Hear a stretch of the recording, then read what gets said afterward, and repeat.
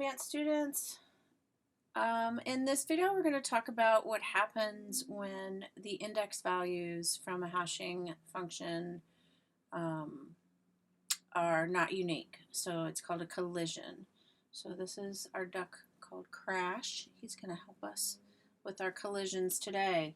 All right, so in the example on the worksheet link that you had, right in here they show that if we use the phone number, which should be unique for different people, and maybe the hash function would be where we just mod by 100, so we would just get those last 2 digits of each phone number and then use that, presumably we have 100 or less, and use that as the index value to store it in some list. But as we talked about last time with our Sally and Max example, if we do something like that, we can still end up with 2 index values that are not unique. And you can imagine that surely there's some phone numbers in 100 that could possibly have the same, the last 2 digits could be the same. So that's a collision. Also, if it's an object, so the data itself can't be translated into a numerical index value.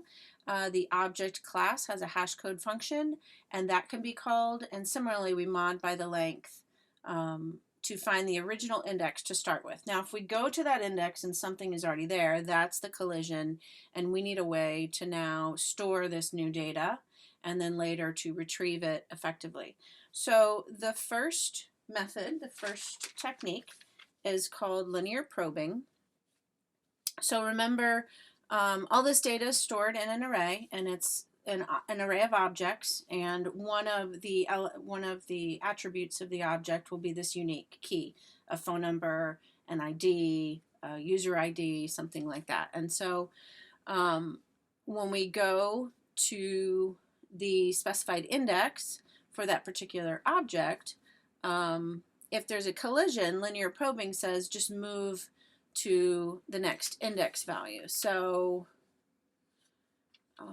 this is really for the rehashing. So let's just look. Here's an array, and you can see these values. You can see 27401 was the unique, was the index value, or was the ID that ended up getting stored at index 1 in this array of size 10. This ID value got stored in index value 2, this ID got stored in 5, and this ID got stored in 9.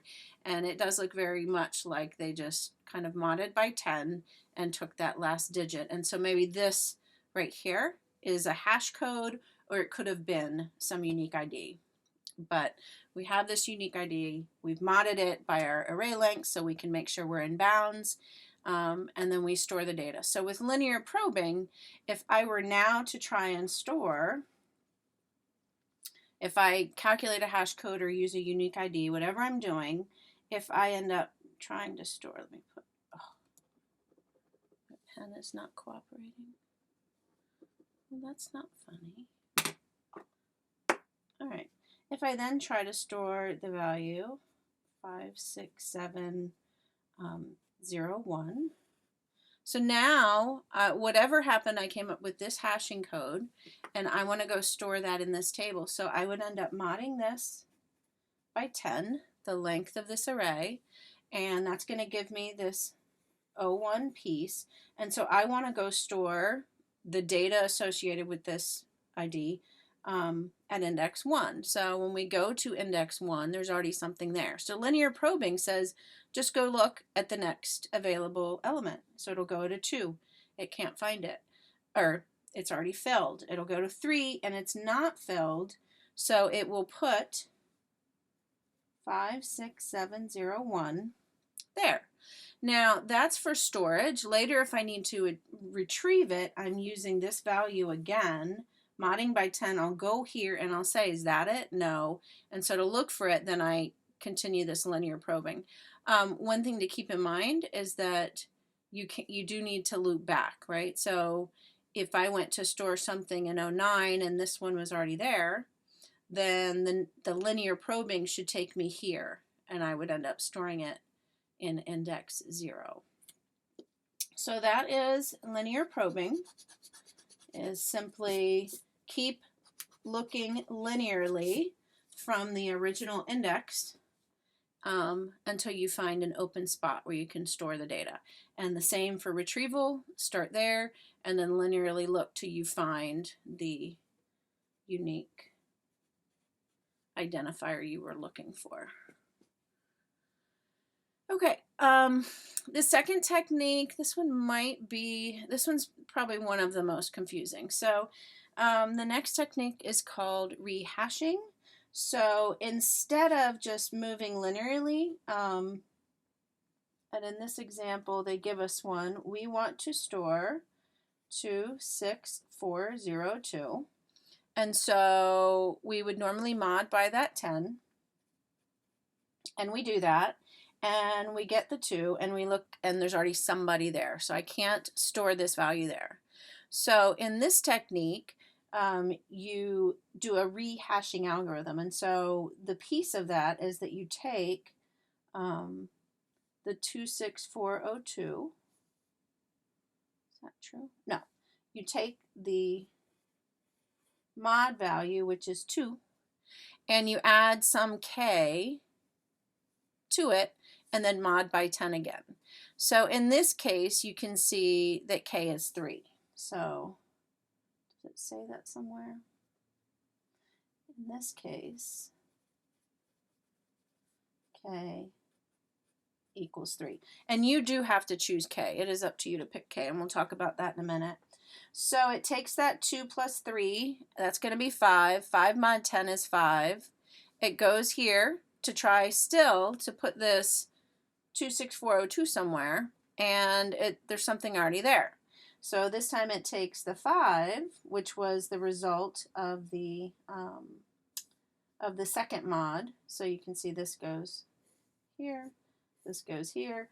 Add that k again, we get 8 mod 10, and we'll go to 8, and that spot is open, so we'll put that 26402 in there. When I go to find this, I'm going to end up going through the same process, and because k is chosen by us and k is going to be some constant, is that true? K is some constant. Yeah, k and array length are relatively prime. Yeah, so k is some constant. The rehashing will get us back to this spot to find the 26402 when we need to find it later. So for this, when you code this, you need to come up with the value for k. The trick with coming up with a k is here, where k and array length are relatively prime, assuring that every index will be covered. So we want to pick a k such that k and the length are relatively prime. So in this case, k was 3 and the length was 10. So 10 is not prime by itself, but these two are relatively prime to one another. These factors are 3 and 1. These factors are 10, 1, 2, and 5, and the only factor they have in common is 1. So they are relatively prime to one another. So as some examples, if the length of the array is 10, the first relatively prime number is indeed 3. So 1 we don't count, 2 and 10 have 2 as a common factor, and 3 is the first value that does not have a common factor with 10. If the length of the array is 15, 2 is going to be the first relatively prime number. So 1 we don't count. 15 2 is not a factor of 15, and so 2 is the first relatively prime number with 15. For 6, we skip 1. I can't do 2 because 6 and 2 both have a factor of 2. I can't do 3 because 6 and 3 both have a factor of 3. And I can't do 4 because 6 and 4 both have a factor of 2. So I'm going to have to go all the way up to 5 to find a k value.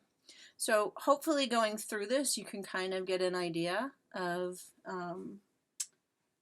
how you would code this algorithm, which is part of your coding project, is to handle these collisions in the code. Just to reiterate that what's being stored is not just the index, right? It's a whole object that has a bunch of data, and part of it is going to be some unique key that we can get a hash function from. We will mod it.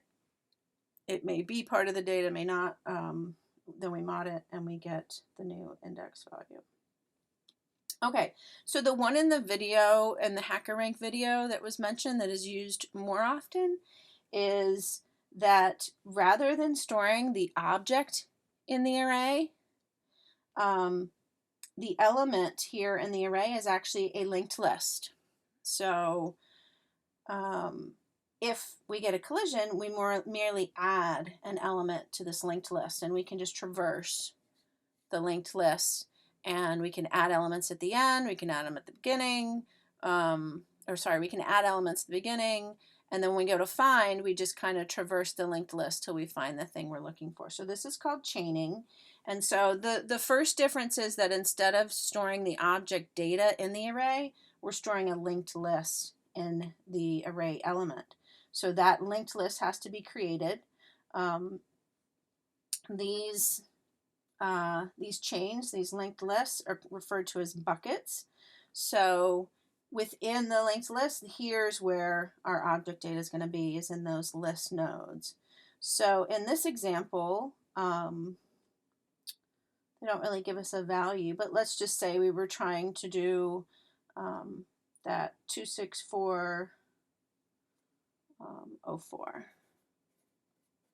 Let's say we want to add, oh, good night. What did I do there? I was looking at my paper. Gee, I don't know.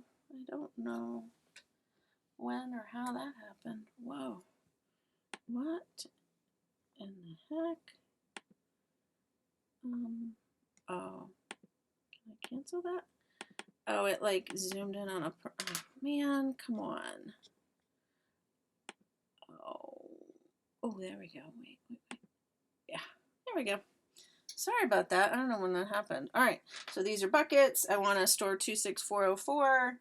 I go to here, and there's something already there, so I can, probably what's easiest is just to insert the 26404 node here and have it point to this guy. And this will now need to point to the 2, that's a 6. 26404. And then if I need to later find this 21304, I'll mod by 100, mod by whatever. And then I come to here and I go down the chain until I find it, what it is I'm looking for. If I wanted to store 12503, when I get to there, there's nobody there, so I'm going to have to create this new linked list, and the new linked list should be pointing to this 12503 node that we have to make. Okay, so 15-minute video, but I think you get the idea of the different ways to handle collisions, and that is going to take us to the video in the lab. So I'll just kind of, that will be shorter. I'll go over the code a little bit, the shell code for you. So, all right, see you in the next video. Oh, and Crash says